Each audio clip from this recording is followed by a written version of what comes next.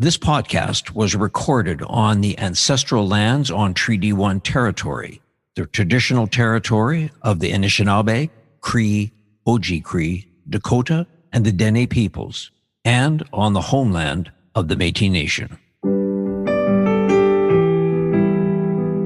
This is Humans on Rights, a podcast advocating for the education of human rights. Here's your host, Stuart Murray. Darcy Ataman is the founder and CEO of Make Music Matter, an organization dedicated to bringing an alternate form of music therapy to survivors of conflict and trauma. He developed the innovative Healing in Harmony program in partnership with Nobel laureate Dr. Denis Mukwege, and continues to scale the innovation, which is currently running in 11 sites in 8 countries around the world. In 2019, Darcy co-founded A4A Records and Publishing with legendary producer David Bottrell, creating a groundbreaking publishing model for artists living in extreme poverty and conflict zones.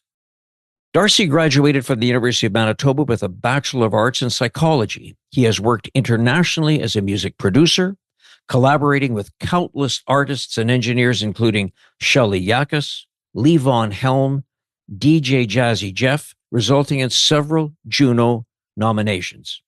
Now, in 2023, Darcy Ataman, in partnership with the Canadian Museum for Human Rights, launched the creative and intelligent exhibit, Ukrainian Artists United. This month, Darcy has curated his latest thought-provoking art installation entitled Travel Safe. Darcy Ataman, welcome to Humans on Rights. Thank you for having me. Tell us about this exhibit. Oh, Travel Safe is meant to provoke your heart to then create empathy for the refugee crisis around the world that's growing. So the purpose of art, in my opinion, is sometimes to shock a little bit. So we want to shock and then pull you in and then do something with that energy. So the piece itself it's a representation of the tragic 2015 Alan Kurdi image that we all remember that went viral. And it's being recreated in an impressionist way using over 3,000 shoes from refugees all over the world. Approximately 25 countries have participated in this. Plus, it's lined with orange backpacks for the color of life vests. Each backpack has the little boy's last words stitched into it. And each backpack has an artifact from a refugee as well, with postcards that explain the significance of it. One of the things that I found very powerful when I looked at the exhibit is, and you mentioned this, that it is the photograph of Alan Kurdi. Am I saying that name right? Mm-hmm. A reminder that in 2015, this photograph of this young boy who drowned along with his mother and brother in the Mediterranean Sea while they were trying to reach Europe was so significant. And it really, at some point, stopped the world because it was so poignant and so real. And you wonder, the Turkish photojournalist who took the photo, you kind of wonder what was going through his mind, because that this photo is going to be one of those incredible iconic photos that'll be remembered for all time. And in fact, you are taking it and using it in an art installation.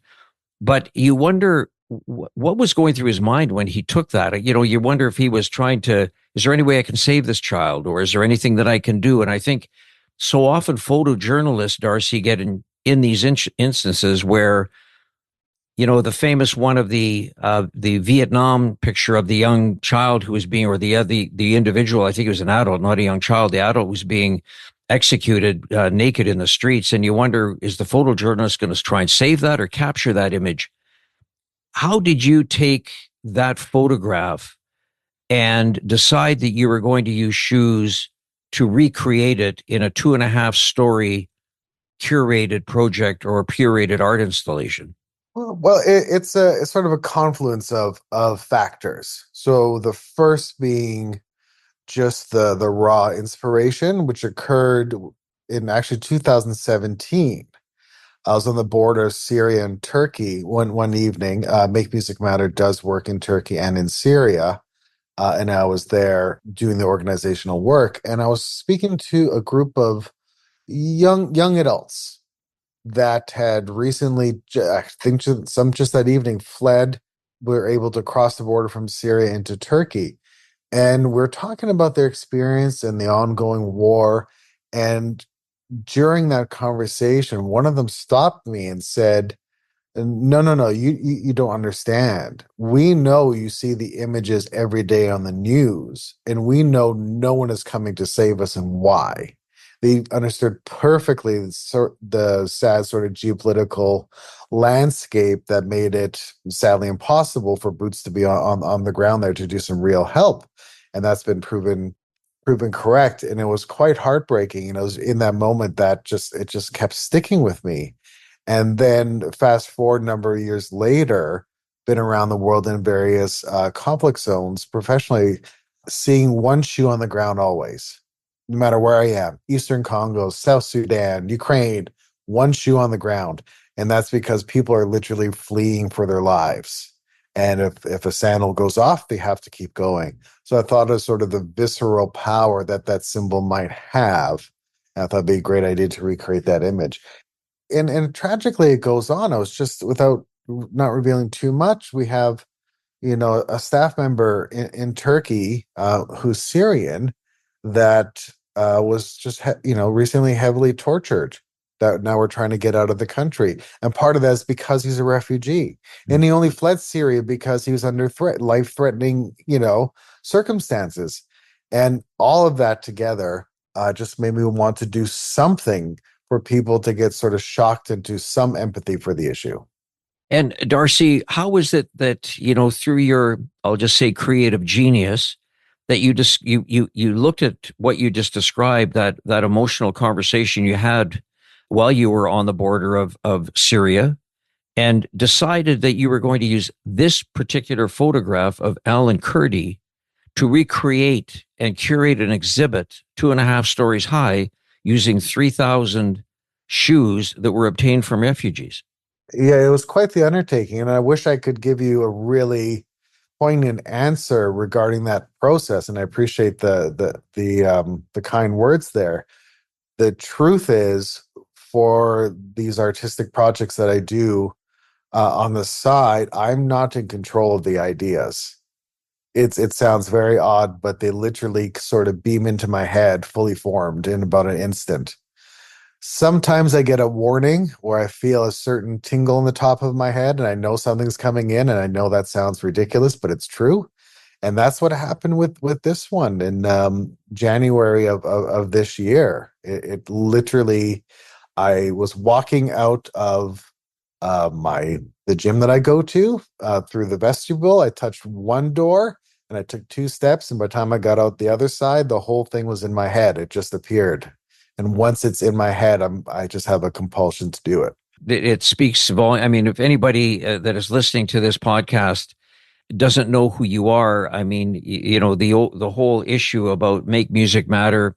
I would ask anybody who's listening that doesn't know who you are to go to your website and sort of see some of the incredible things that you're doing around the world.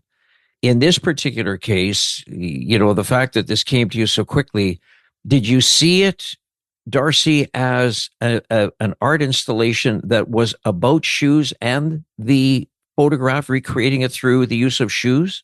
Yes. Yeah, honestly, quite instantly that way. So one of the things, of course, and I, when you do the research, but in your own words, I think it's important for those that might be listening to say, um, you didn't just go out and start a look at trying to find 3,000 shoes obtained from refugees. How did you exchange, or what was the process of how you garnered these shoes from refugees to ensure that there is authenticity to this exhibit? But how did you do an exchange, or how is it that you had conversations with refugees and got their shoes that formed this installation? Yeah, it was quite the undertaking. And all jokes aside, my loft started to look like a hoarder after a while because I had everything stored in here for a few months. But it was sort of a two-pronged approach. I mean, one is just simply my context throughout my humanitarian life, I just know a lot of people around the world in these areas, and Make Music Matters worked in these areas.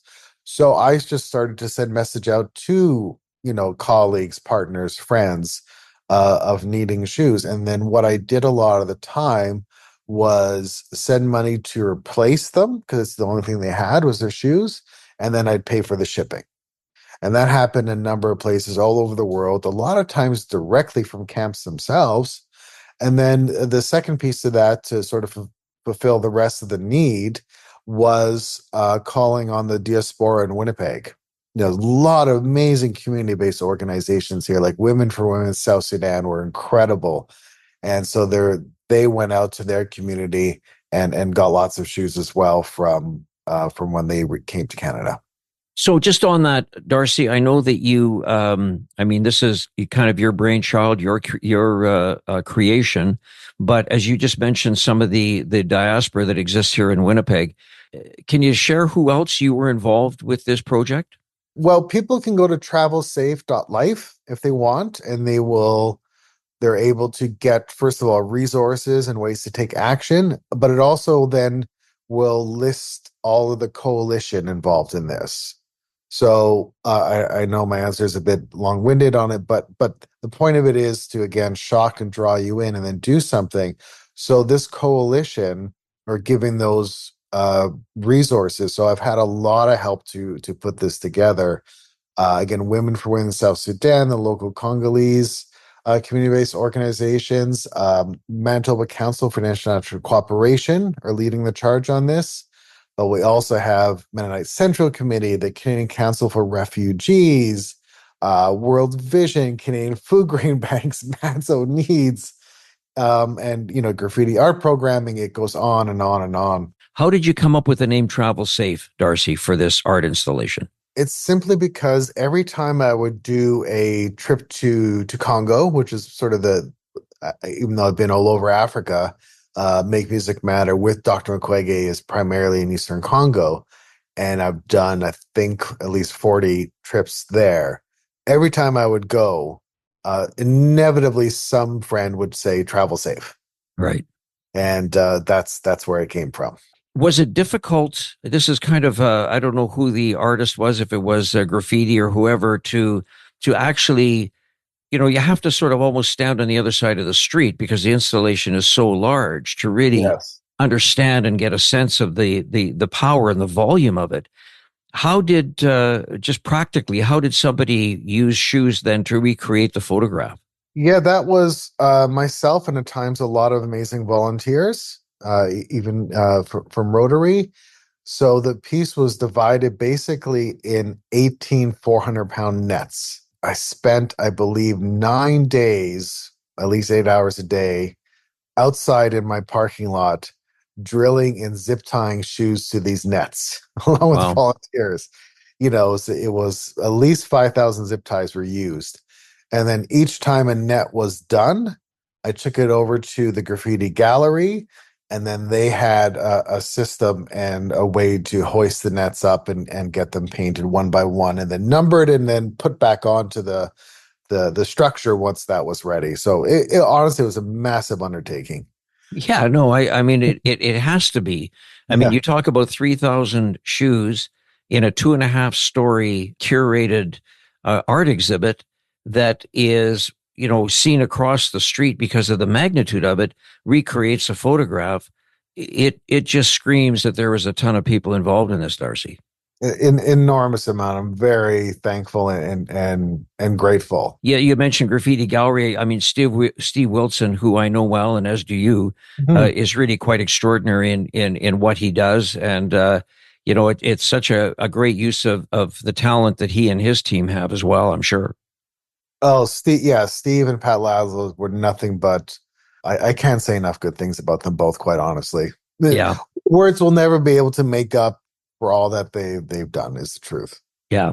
The exhibit is there. I want to talk a little bit about kind of next steps for it, and then kind of delve a little bit into your thoughts and what you've seen about the whole issue around refugees. But the exhibit itself, Travel Safe, is located here in Winnipeg, and it's just outside the Burton Cummings Theater, which is I think it's 364 Smith Street. And so it's there, but it's there for a limited time. Yes, it's there until September 23rd, and then it'll be on Parliament Hill in Ottawa, October 2nd. Much like moving a rock and roll show, you're going to have to dismantle this 2.5 story, 3,000 foot art installation, crate it, travel it, and then reset it up when you get it to Ottawa. Which again is just for somebody like myself who's been in the music industry. I understand the notion of how you take things down, and how the strike and how the setup goes. Have you got a team of people to help you on that as well? I will. I mean, and I somewhat facetiously say that's a future problem, even though coming up quick. Right. And the truth is, even getting this one up, I was not certain how I was going to pull it off, and then the universe does conspire, and somehow last minute it all does happen. So I will continue down that path. But you're right. There's going to be some, honestly, some repairs and touch-ups done to Sure. it, and then getting to Ottawa, and then without speaking too far out of turn, there's strong interest, and I should have confirmation this week, about then after Parliament Hill to the National Arts Centre in Ottawa. And then there's strong interest from UNHCR to put it as well in UN headquarters in New York and or Geneva for a period. Yeah. So it's good. So there's going to be a lot of work in that regard. Yeah, it's I mean, and good for you, Darcy, for, I mean, as you say, when you start these projects, you know the beginning, you're just not sure what the end is going to be. And this one, hopefully has a very long life and ability to travel. I remember seeing I'm pretty sure it was an exhibit that Ai Weiwei did, and it was just a series of life jackets, orange life jackets. I mean, and again, done in such volume that it becomes so powerful and becomes very eerie in its Mhm. in its presentation. And I wouldn't say that from my perspective, anybody that looks at your art installation, Darcy, of Travel Safe, will pick up their own look and say, and here's how I feel about this.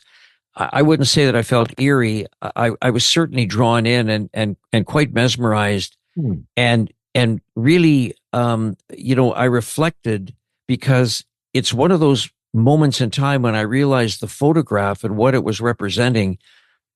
It brought me back to the day that I saw it in the newspaper, and the conversations that went around this whole viral photograph that was taken of the young Alan Kurdi. So, to recreate that in the fashion that you did, and it is something that, I mean, you must feel satisfied that this incredible and kind of creativity that you have has an outlet for others to see and experience. Yeah, I'm grateful for the outlet, because it sort of relieves a pressure inside, especially when an idea like this comes to me, and where I just have almost no choice but to do it, because it just won't. It'll once it's in my head and under my skin, and until it's done, I can't stop thinking about it, for good or good or bad. Sure, sure. Um, and it's really interesting. There's two points to that, honestly. Is one, a lot of people that worked on the piece, we had architects and engineers and scaffolding people, and the painters who touched up the shoes. They were very emotional during the process. And even, I won't name names, but some people, just seeing some of the artifacts as I was putting it together, were in tears. Yeah. And I'm not sure if this is a good or bad thing, but through my life of Make Music Matter, I've built up such a muscle for this stuff at this point, where I forget it's not the everyday of other people, so I don't get as affected that way. I'm not sure if that's good or not, but my line is, if we don't believe in the news anymore, maybe we can believe in art. And the second part to your question is, I view it as skydiving. So I only skydived once, Mhm. but it was interesting that since you have nothing, there's no perspective when you're dropping, it Right. doesn't feel like you're falling. And it's about the same thing. So this is so large, and I'm so happy of the impact that it's having because every time I pass by, there's a group of people looking at it and taking photos For sure. every day. It's Yeah. been really successful. That is so otherworldly that I'll be honest, and I can't believe I'm saying this, I don't know how to feel about it. Yeah. Even last night I was at a concert at the Burton Cummings Theater, and there are groups of people asking. I can see them talking, and before the show and after the show, going back to it and examining it and taking photographs, and it's so surreal for me that it's hard to have an impact. Yeah. Darcy, that's thanks for sharing that. This is your personal journey. And so, I to reflect upon it as you just did, I appreciate your words and your time on it. When you talk about the fact that this is going to Ottawa, do you know where it's going to be positioned in Ottawa, Darcy? Yeah, yes, it's center, I believe, center block on the West Lawn. Okay. That's what we worked out because that has the highest traffic of members of parliament and senators going that day, and it's a Wednesday on purpose when it's the most amount that will show up to caucus. So Right. yeah, Yeah. Well, I mean, it's a combination of seeing kind of your federal government representatives, bureaucrats, officials, Mhm. but the public will also get a great opportunity because there's a lot of people in the public that like to visit and tour the Parliament buildings in Ottawa. So that sounds great. And Darcy, just quickly, you said it's going to be there for how long? Just for the day. That's just a 1 day event. And then I think a few days at the National Arts Center, if all goes according to plan. Right. Wow. Okay. So big install and then take down and Now so the that, life of the exhibit goes. yes, and then Yeah. I'll have to see how this will be transported internationally if Geneva, goes through as planned and things like that. So Yeah. Yeah. For sure. So Darcy, thanks for taking some time, on this part of the podcast, just to talk about some of the creation that you went through and the thought process and kind of putting this together, what it meant to you. Let's talk a little bit about the fact that, the UN High Commissioner for Refugees says that there's, I think it's 117.3 million people in the world that are forcibly displaced. Now, not all of those are refugees, but 43 million of them are refugees. Mhm. And as you've traveled around the world in war torn and war zones and areas that you've been able to bring back your or bring to them, I should say, maybe Darcy, your creation through Make Music Matter.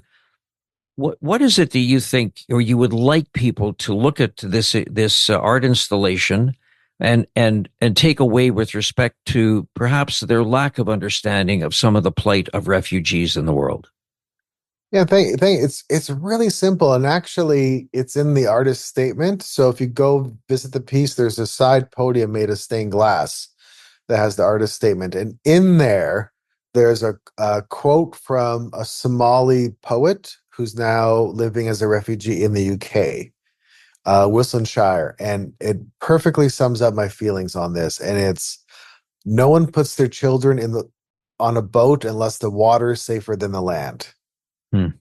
And, that's what I would, over dinner conversation or what have you would tell people for the last few years is that nobody's getting on a homemade raft trying to cross the ocean because they're having a good time, Right. you know. And then the other part of that, and that's related to the art is that we have to remember, and that's why we're using shoes, is that each one of the numbers that you stated, that's each one's a person. Each one's a person that had hopes and dreams, and not to be glib, but I guarantee you that was not the hopes and dreams of people to have their forcibly flee their homeland. And the second piece of that is practical, because if you have and I've seen this again firsthand countless times, especially throughout Africa, you have an unstable area that people are then tragically forced to flee. They inevitably will move into a neighboring country that is also unstable. And all that does is cause resentment and pressure. And those problems then sort of metastasize as a cancer throughout the continent. Um, Quick case in point to that is one of the areas we've worked in, and one of the areas I got shoes from, is a little town called Trujillo in Peru. It's a coastal town. the government set up these tiny, tiny sort of homes size of bathrooms made of concrete for local people in Peru that are too poor. The local Peruvians said, not a chance we're living in these places. So it's this empty little shanty town.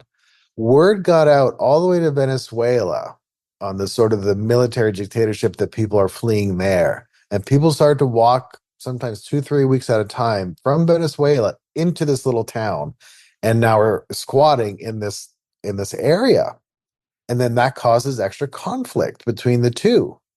And that's again just another reason why we need to address these problems and these issues properly.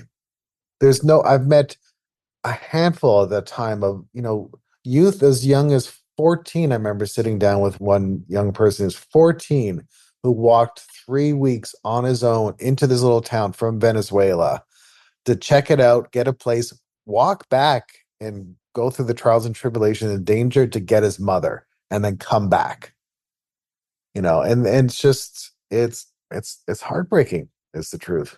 I just want to sort of get your thoughts, Darcy. You travel the world extensively, and through the incredible work that you're doing through your as the founder and CEO of Make Music Matter. What sorts of things would you like to see? Or I want to frame this in a way because it's a difficult question to answer. It's not a simple answer in the sense of how do you think we could look at being more putting more human elements with those people that are refugees that are forced to flee their country. What are some of the measures that maybe you've either seen or talked to or have hoped that some people, organizations, governments may look at to try to humanize this issue around refugees? And as you say, nobody wants to, I think, just to quote the art installation exhibit, nobody wants to get into a raft on the water unless the ground isn't safe. To humanize, and then that turns into a actual practical aspect. To answer your question, is that while this issue is occurring and conflict around the world, continues sadly. What I think a lot of people are maybe not as aware of is that the democratization of cell phone technology has really changed the game. So years ago, even when I started this work and going into the field, there was a separation. There was a bubble. You'd go to these areas. I'd come back home to Winnipeg, and there was a communication separation and a bit of a safety net in that regard. That is gone now. The highest penetration rate in the world for cell phones is Africa. They have these cheap pay-as-you-go cell phones. It's their entire life is on their phone, banking, news, everything. Because of that, even if they're living under duress, even in a refugee camp under, a plastic sheeting, they understand the equation of the world and their place in it en masse. And there's hundreds of millions of people that are getting angrier and angrier. And I don't blame them because they're living, again, under plastic sheeting and knowing they're suffering, and they know that suffering is benefiting us. And that is why, for example, kidnappings on aid workers has been skyrocketing in the last handful of years as well. So I think it's just a practical nature to understand that it's not just words anymore. There truly are no borders. And we need to start living in the world that way, that it's, sovereignty is one thing, but it's a global sovereignty at this point. Right, right. You mentioned about did you say kidnapping of health workers? Yeah, of NGO aid workers. That, yes. Years ago when I started, that was almost, you're almost untouchable in these areas. That is gone now. It is changed quite a bit. And, even, geez, I'm not sure if I can say this, but I will anyway. It was a couple of years ago, there was the Italian ambassador in Congo that was tragically killed. Okay. That's the first ambassador in a long time. And, it's all over CNN and the BBC. We were traveling in the same areas at the same time. There's a bunch of ambassadors that were in checking out projects. And I was with some of them. And to make a long story short, the ambassador from Italy stayed longer. I got his seat on the plane. That's the only way I got home. And then he ended up being tragically killed the next day. And I didn't realize I got a seat until I got home. But what that was again resentment and somebody inside the UN selling out where this ambassador will be traveling and when. And put off the that I got firsthand information. The route that this person traveled on was supposed to have a tank escort. They call it a red zone, and he didn't. And it was literally $50 that information was sold for, and several lives lost because of Wow. that. Wow. From your perspective, do you feel Canada is pulling its weight in terms of how they deal with refugees? I think we do a decent job of at least promoting media-wise that we do, but the reality is no. I mean, as we know, this is a vast country with a lot of space, a lot of natural resources. Our birth rate is quite low. We need the influx. And it's just so far we've done quite minimal. I forget the last statistic, but in terms of even Syrian refugees, it was quite low. I think it was like 15,000 or something so nominal that no one would even notice. That it's unfortunate. And the other part of that's unfortunate that Canada's losing on is the resources that these refugees bring. I mean, number one, their resiliency is incredible. And that's going to be a net benefit to society if they get the chance to work in a good system. The second is countries like Syria had, before the war, an amazing post-secondary education system. That country was doctors and dentists. And again, it's a great benefit to Canada if we're able to process more, and we're simply not. And now it's politicized heavily. Yeah. Yeah. You mentioned the word politicized. So let's just kind of peel that onion for a second. The people that would say, why would we allow more refugees into our country when we have our own folks who are barely making ends meet, who are living on the street, who are struggling, and those are kind of under our watch as Canadians. Why would we bring in refugees to add on top of that issue? Yeah, because they're really two separate issues, and one does not affect the other too much. I can't say I am a expert on the homeless, the unhoused issue right now, which is growing as well. But that is separately, and that's been growing because of the fentanyl drug use, which is primarily used by middle-aged white men, and that has nothing to do with the fact that refugees are coming in to take jobs away.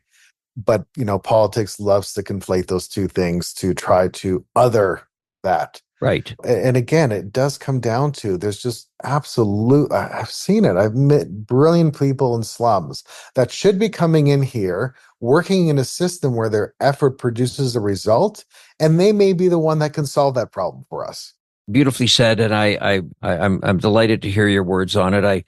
For a lot of times when these conversations come up, and the question gets asked, why do we bring more people, and how do we do that? I totally respect your view on it, Darcy.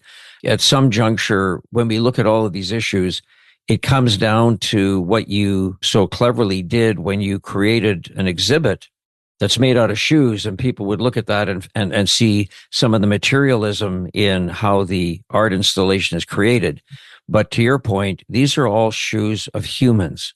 And so it's humanizing this issue. It's humanizing people who are refugees, as opposed to even using that term refugee. These are human beings seeking to live their life and make a contribution to the world, wherever that may be. And on the other side of that, the people coming in from these different countries under duress, it buys us good PR. Why create an enemy somewhere else in the world? Let us do our part, because just in terms of the grand moralities of the universe, so to speak, maybe one day it'll be Canada that's in need and help, and we're going to be asking other people in the world to do the same for us. We we forget that we were not always top in the world arbitrarily. And we were primarily because of post-World War II and the Marshall Plan and how that rebuild was set. And that is starting to go away. And again, I just feel that it's easier to maintain friends than to deal with enemies later on. So, Darcy, this is quite an achievement.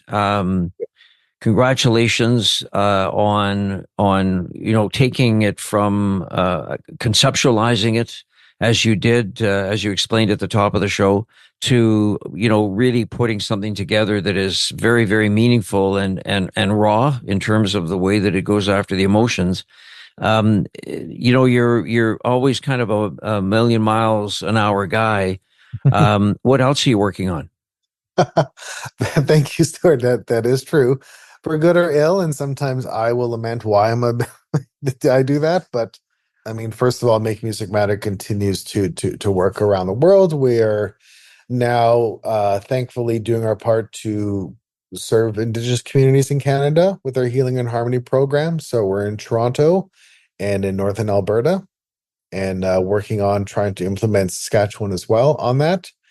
We continue to work in Eastern Congo and in Turkey and Syria, and continue to try to find other ways to scale around the world on that. And then artistically, the Travel Safe installation seems to be having growing interest almost daily. So, again, hopefully those 2 Ottawa installations come to pass as planned, and then with the UN. And then I'm planning to update Ukrainian Artists United. I'm in talks with the History and War Museum right now for them to take it, I believe, starting February next year. Hopefully that's not talking a little out of school, but that is the plan so far. So I'm hoping to go back and update it. And I'm already talking to people there at the Symphony in Kyiv to do some recording of them. And I think that would be incredibly satisfying.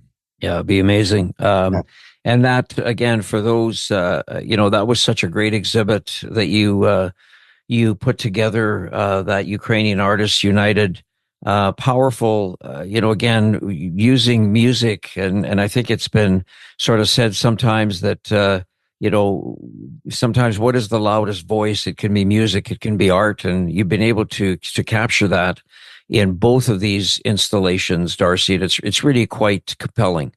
Oh, thank you so much. I really appreciate it. Honestly, despite the subject matter, it is an absolute joy for me to do. It is literally the funnest thing I can think of. And then I do have an extra little addition to Ukrainian Artists United. And I'm bringing in artifacts from the front lines of the war, and I have some already of blown up materials and pieces of shrapnel and tanks. And I will be creating something out of that as well.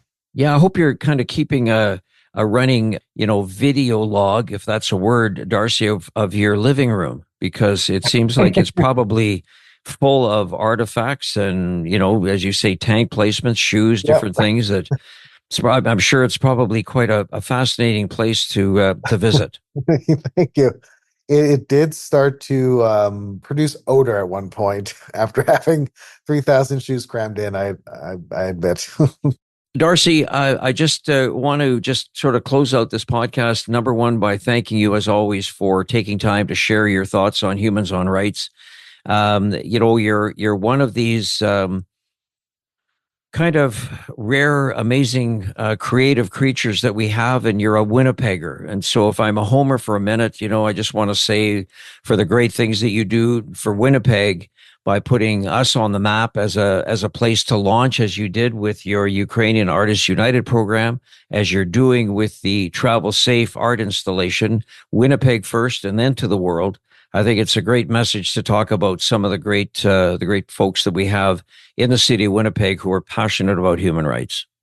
Well, thank you. I really appreciate that quite a bit, especially coming from you. I'm a big fan. As you continue on your journey, on your human rights journey, your Make Music Matters journey, healing and harmony, all of the great things that you're doing, travel safe, Darcy Ataman. Thank you so much.